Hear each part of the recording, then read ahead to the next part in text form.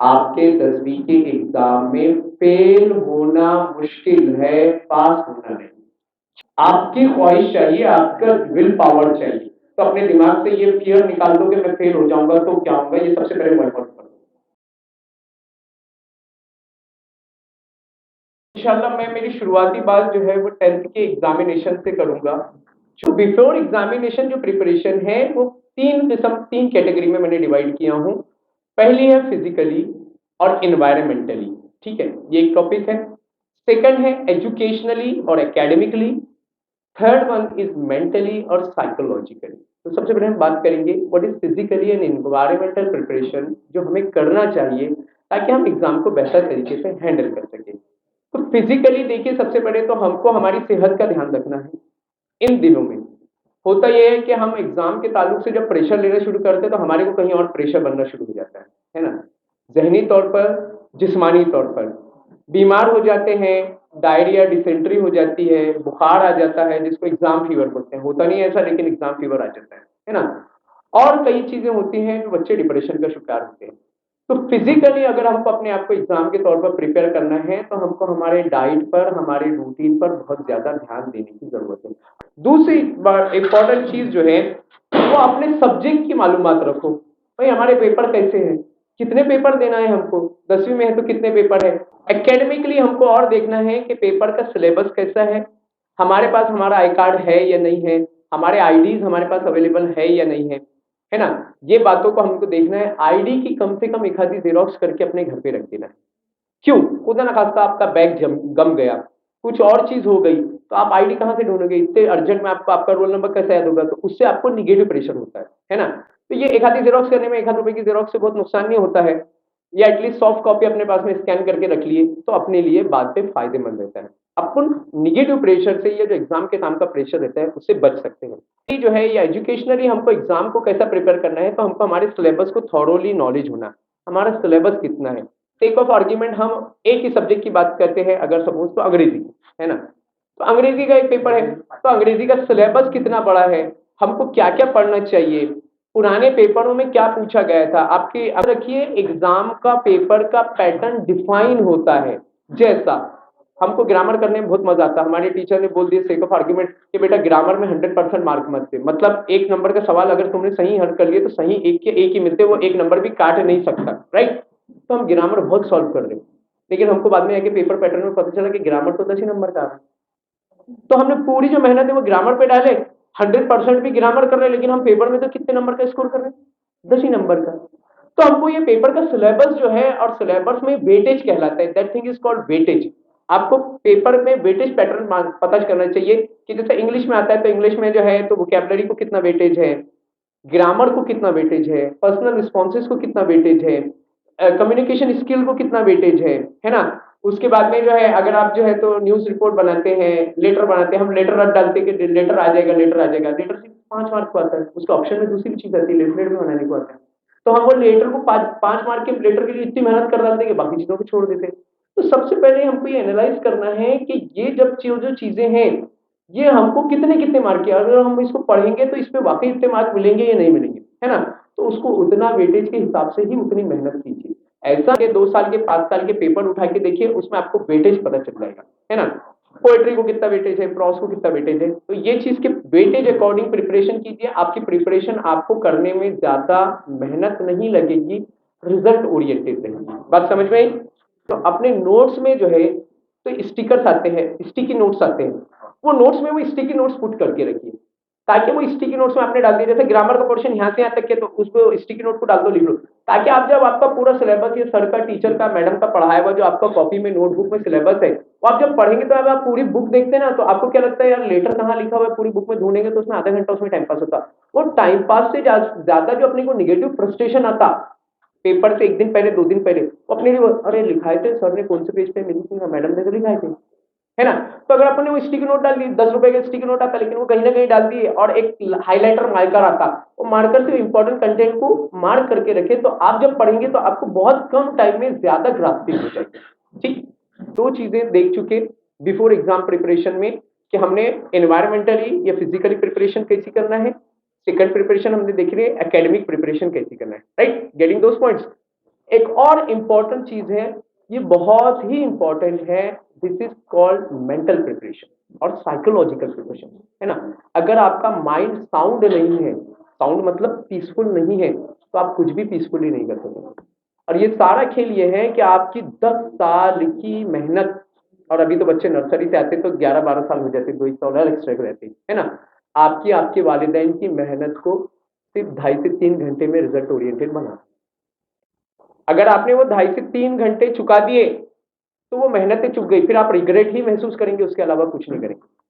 और आधे बच्चे इसलिए एग्जाम में मुश्किल फेस करते हैं क्योंकि वो टेंशन में रहते, याद सब कुछ करके आते, एग्जाम के पेपर के टाइम में भूल जाते। होता है सर, आपके भी प्रीलिम्स होंगे, जो हाफ ईयर एग्जाम, हम सब याद करते सर लेकिन भूल जाते। क्यों ऐसा होता? क्योंकि हम ओवरबर्डन करते हमारे दिमाग को। जो हमारे दिमाग में जंबलिंग हो रही वो हमको और फ्रस्ट्रेट करती, हमको और प्रेशराइज करती। तो बेटर ये है कि हमारे दिमाग को पुरसुकून रखा जाए। तो अब एग्जाम से पहले वाली प्रिपरेशन में हमने कोई भी ओवर थिंकिंग नहीं करना, मेरा पेपर कैसा आ जाएगा तो मैं क्या कर लूंगा, मैं क्या कर लूंगी, अब्बा डांटेंगे क्या, अम्मी ये बोलेंगे क्या, कुछ नहीं होना। जो होगा वो बाद में देखेंगे, अभी पेपर को देखो, अभी पेपर की प्रिपरेशन को देखो। एग्जाम हो जाएंगे तो अपन घूमने जाएंगे, वेकेशन पे जाएंगे, फ्री फायर के 4 लेवल और करेंगे, पबजी में 3 नए स्कोप और डालेंगे। फॉरगेट अबाउट दोस थिंग्स, उन चीजों के बारे में सोचना अभी बंद करो फिलहाल। अभी हमको हमारी चीजों के बारे में सोचना है, जो ये महीना भर, ये 15 दिन में हमारा एग्जाम फेस है। उसके बाद आपके पास पूरी आजादी है, आप कुछ भी सोचो, कुछ भी करो, लीगल वे में, है ना, जो इजाजत वाली है। ठीक है, ये 3 टाइम हमने कवर करे। अब आपका एग्जाम डे आ चुका, अब हम पहुंच चुके वहां एग्जाम डे की तरफ, जिस दिन हम पेपर देने जा रहे हैं। अब हमने ये प्रिपरेशन को अगर सिस्टमेटिक कर लिए तो पेपर वाले दिन हमेशा याद रखिए कि हमारी नींद पूरी होना चाहिए। अब नींद पूरी होना बोले तो मैं 12 घंटे सो रहा तो सर फिर नींद पूरी करता, 12-18 घंटे सोता नहीं। पूरी नींद का मतलब है 6 से 8 घंटे, उससे ज्यादा आप सो रहे हो तो आपकी सेहत को नुकसानदेह है, नॉर्मल लाइफ में भी, पेपर लाइफ में भी ऐसे। अगर आप में कैपेसिटी है, आप रात को जाग कर पढ़ सकते हो तो पढ़ो। अपने पड़ोसी का बच्चा जाग के पढ़ रहा तो हमको पढ़ना है, अपनी फ्रेंड पढ़ती, वो व्हाट्सएप पे डालती रात को 8 घंटे स्टडी करी, दोस्त ने स्टेटस पे डाल दिया, पूरी रात जाग के निकाला, पढ़ा क्या किसको नहीं मालूम, और स्टेटस पे उसके मौजूद है कि मैंने पूरी रात जाग के निकाला, तो हमको टेंशन आता, हमने तो रात को 1 घंटा भी नहीं पढ़ी। तो अगर आपका कोई दोस्त रात भर जाग के पढ़ रहा है, ये सहेली रात भर जाग के पढ़ रही, इट डजंट मीन कि आप बहुत लैकिंग कर रहे हो सकता आप दिन भर की 2 घंटे की पढ़ाई में भी वो कर सकते, लेकिन अपने को अपना pedal, put your pedal on tight, मतलब अपने आप को प्रिपेयर करना है। इसका ये मतलब नहीं है कि कल तो बोले सर आए थे बोल के गए, बोले रात को जाके पढ़ाई नहीं करने का, ऐसा नहीं। ऐसी मुश्किल में अपने आप को नहीं डालना जिससे आप फिजिकली या मेंटली परेशान हो जाए। अगर आप रात भर जाग के निकाल सकते हैं, अहलन सहलन मरहबा, बिल्कुल जाग के निकालिए, पढ़ाई कीजिए, फ्रेश होइए और एग्जाम पेपर के लिए जाइए, कोई मैटर नहीं। लेकिन किसी और को देखकर अपने आप को प्रेशराइज करना, हमको समझना है हमारी कैपेसिटी कितनी है और हमको उसके हिसाब से हमको जाना है। ठीक है, तो एग्जामिनेशन हॉल में 15 से 20 मिनट पहले मुझे वहां पहुंच जाना है, इसलिए कि जब आप वहां पहुंच जाएंगे तो पीसफुल रहेंगे। आप खुदा न खास्ता एक आधा इंसिडेंट हो गया तो आधा पौन घंटा आप मेकअप कर सकेंगे, तो ये आधा घंटा पहले पहुंचने की कोशिश कीजिए, आपके लिए बेहतर होगा, आप पीसफुल रहेंगे। वहां अपनी सीट पे पहले पहुंच जाइए। दूसरी एक और चीज हमेशा याद रखिए, देखिए हमारे एक सर है और उन्होंने बचपन में मुझे बात सिखाए थे, मैं आपके सामने गोशेगुजार कर रहा हूं वो चीज, कि बेटा बोले याद रख, एक खोटा सिक्का है और एक खरा सिक्का है, मार्केट में लेके गए कौन सा चलेगा? एक फटी हुई नोट है और एक करारी नई नोट है, कौन सी ज्यादा अच्छे से चल जाएंगी? करी नोट, बिल्कुल सही है। तो आप अगर रॉन्ग मीन्स से आपने सोच लिया मेरे अब्बा का तो है, कहीं ना कहीं पेपर में नंबर बढ़ा देंगे, मेरे सर ने बोले थे ऐसा कर लेंगे तो हो जाएगा, मेरे को कहीं तो भी कॉपी मिल जाएंगी तो हो जाएगा, ये टाइम में आप पास हो जाएंगे फॉर सेक ऑफ आर्ग्यूमेंट, लेकिन जिंदगी में कामयाब नहीं हो सकेंगे, है ना। तो अपने आप को समझिए कि आपकी क्वालिटी कितनी है। याद रखिए आपका 10वीं के एग्जाम में, मेरी बात याद रखिए, आपके 10वीं के इम्तिहान में फेल होना मुश्किल है, पास होना नहीं। अगेन रिपीटिंग दैट थिंग, आज के एग्जामिनेशन पैटर्न के हिसाब से आपके 10वीं के एग्जाम में फेल होना मुश्किल है, पास होना नहीं। क्यों? आपको इंटरनल मार्क्स मिल रहे हैं, 20। बड़ी मुश्किल से आपको 5 से 7 मार्क्स ला लिए तो आप बाउंड्री पे आ जाते, राइट। आपकी ख्वाहिश चाहिए, आपका विल पावर चाहिए। तो अपने दिमाग से ये फियर निकाल दो कि मैं फेल हो जाऊंगा तो क्या होगा, ये सबसे पहले वर्कआउट कर दो, ठीक। अगली बात, अब हम चल रहे थे कि पेपर के टाइम में पेपर में ही करना है, रॉन्ग मीन्स को यूज करने की कोई जरूरत नहीं, अपने दिमाग पे वो टेंशन निकाल दीजिए। आप फेयर है, आप फेयर रहेंगे, इंशाल्लाह आप सक्सेसफुल रहेंगे। और दूसरी बात, आप जो है ना वो अपने अंदर जो है तो मुतमईन महसूस करेंगे। सर की मराठी की क्लास है, मराठी का एक बड़ा प्यारा कोट है, ये याद रखने लायक है कि जनाची नाही तर मनाची तर ठेवा, जनाची नहीं तर मनाची तर ठेवा। मतलब लोगों को दिखाने के लिए अपने आप को मत बनो, बल्कि अपने जमीर की अदालत में सही बन जाओ। लोगों को बता रहे मैंने इतना स्कोर लाया, फेक स्कोर लाके कोई फायदे की बात नहीं, अपने जमीर में मलामत ही करता जमीर, अरे वो चीटिंग तो करा था, जाके मार के पढ़ा कराया था। तो ये चीज को अपने दिमाग से निकाल दो, ठीक। आगे बात, हम अब पेपर जब हमारे हाथ में आ गया, हम पेपर एग्जाम हॉल में एंटर हो गए, पेपर आ गया, अपनी सिटिंग पोजीशन पे प्रॉपर्ली बैठ जाइए, अपना नंबर, रोल नंबर, सब चीजें चेक कीजिए। आप जिस जगह पे बैठे हैं उस जगह को आसपास चेक कीजिए, खुदा ना खास्ता वहां कोई चिट्ठी विट्ठी तो नहीं ड्रॉप में। इसमें होता यह है कि वहां रहती है कहीं और की, किसी और का कागज, अगर आपका इन्विजिलेटर आ गया और उसने क्लेम कर दिया तो क्योंकि आप वो जगह पे बैठे हैं अभी वो आपसे मुत्तसिल हो जाएगी, आप कितनी भी रस्में खाएंगे वो मानने को तैयार नहीं रहेगी, है ना। अपने पेपर को इत्मीनान से दीजिए, दुआ पढ़िए, जाने से पहले भी एक और चीज जो है वो सदका दे के जाइए, नमाज पढ़ के जाइए, अपने लिए दुआ करके जाइए, पीसफुली जाइए, ठीक है। पेपर में इंपॉर्टेंट चीज, अब जब पेपर अपने पास में आता है तो पेपर में क्या होता है, पेपर आते ही सारे बच्चे जो है देखना शुरू करते, फटाफट लिखना शुरू कर देंगे। सबसे पहले पेपर को थॉरोली रीड कीजिए, पेपर को देखिए कि पेपर में आप कौन सा पोर्शन और कौन सी चीज बेहतर तरीके से कर सकते हैं, उसको पॉइंट आउट कीजिए।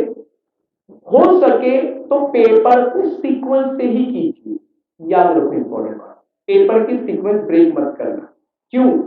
क्योंकि जब पेपर चेक करने वाला पेपर चेक करता है तो सीक्वेंस ब्रेक करे बाद जब वो मार्क अवॉर्ड करता है या आपके मार्क देता है तो ऊपर एक हेडिंग लाइन रहती है, वो मार्क वहां लिखे जाते हैं, वापस मेन हेडिंग पे जाते हैं, राइट। अगर आपने क्वेश्चन नंबर 5 ऊपर नीचे करे और 6 जंबल करे फिर 4 लिखे तो वो ऊपर नीचे जब कैलकुलेट होता है तो उसका दिमाग फ्रस्ट्रेट होता है, वो आपके मार्क अवॉर्ड करने के बजाय मार्क काटना शुरू कर देता है, ठीक। आपकी मेहनत अकारत होती है। दूसरी चीज, एक कोड हमेशा याद रखिए, first impression is the last impression. तो सेम हमारे पेपर में अप्लाई होता है, आपके पेपर के पहले 2 पेज अगर अच्छे हैं आपका पेपर में मार्किंग पैटर्न बहुत अच्छा जाता है। ये साइकोलॉजिकल बात है, आपने सवालों के जवाब अच्छे से लिखे, पेपर देखने वाले को लगता है यार ये बच्चा अच्छा है, ये बच्ची अच्छी है, उसके पेपर के मार्क्स अच्छे देता है। पेपर में काटा छाटी मत कीजिए, पेपर में अगर आपकी कोई गलती हो गई है तो उसको हाईलाइट मत कीजिए, मतलब काटिए मत। पेपर नीट एंड क्लीन लिखिए, सीक्वेंस ब्रेक मत कीजिए, ये पेपर के टाइम की बात है। आपको सप्लीमेंट लगती, इज्जत से टीचर को रिस्पेक्ट देके पूछिए, कभी भी किसी टीचर से इन्विजिलेटर से आर्ग्यू मत कीजिए भाई। सप्लीमेंट वगैरह की एंट्रीज वगैरह चेक कीजिए। उसके बाद में जब हमारा पेपर खत्म हो गया, बेल बज गई, पेपर एग्जामिनेशन हॉल से बाहर निकल गए, अब इसके बाद में पेपर में हमने कितना अच्छा करे कितना बुरा करे उसके बारे में हर किसी से माइंड हर किसी से डिस्कस करने की कोई जरूरत नहीं। आपके टीचर ने जो आपके वेल विशर है सिर्फ उनसे थोड़ा बहुत डिस्कस कर रहे तो ठीक है। क्यों ऐसा? आप किसी से करते वो आपका वेल विशर है भी कि नहीं है, वो बोलता मैंने ये तो बहुत अच्छा करा और आप बोलते मैंने नहीं करा, आप उससे निगेटिविटी में जाते। क्या आप दोबारा वो पेपर जाके वापस चेक करके सही कर सकते? क्या नहीं कर सकते? ये निगेटिविटी आपके अगले पेपर पे इम्पैक्ट करेगी, ये निगेटिविटी आपके अगले पेपर और आपकी लाइफ पे इम्पैक्ट करेगी। फॉरगेट अबाउट दैट, मत कीजिए उसको डिस्कस। घर पे आइए, स्कूल से अगले पेपर की तैयारी कीजिए, आपके एग्जाम खत्म होते हैं, आपकी वेकेशन, आपकी लाइफ एंजॉय करने के बारे में तैयारी कीजिए, ठीक है। तो हमने शॉर्ट में, ये थोड़ा सा लंबा हो गया, इसमें हमने कवर करने की कोशिश की है कि एग्जामिनेशन से पहले तैयारी कैसे करना। उसमें 3 पार्ट देखे, फिजिकली और एनवायरमेंटली, एकेडमिकली एजुकेशनली और मेंटली और साइकोलॉजिकली। देन ड्यूरिंग एग्जामिनेशन हमने कंटेंट देखे कि एग्जामिनेशन में पेपर कैसा देना है, इन तमाम चीजों के बारे में बात की। आफ्टर एग्जामिनेशन अब ये तुम्हारे दिन है, फुल एंजॉय करो, जो चीजें हैं खुशी से एंजॉय करो और अपने लिए नए गोल सेट करो। अब अपने आप को इस फियर में नहीं रखो क्या वो एग्जाम का रिजल्ट आएगा तो मैं क्या करूंगा। जितना टाइम है उसको पॉजिटिविटी में करो, अपने लिए कुछ नया करो। तुमको मालूम है तुमने कोई चीजों में गलत किया है, खुदा ना खास्ता रिजल्ट कम आने वाला है, उन चीजों में वो जोन में अपने आप को अपलिफ्ट करने की कोशिश करो। ठीक है,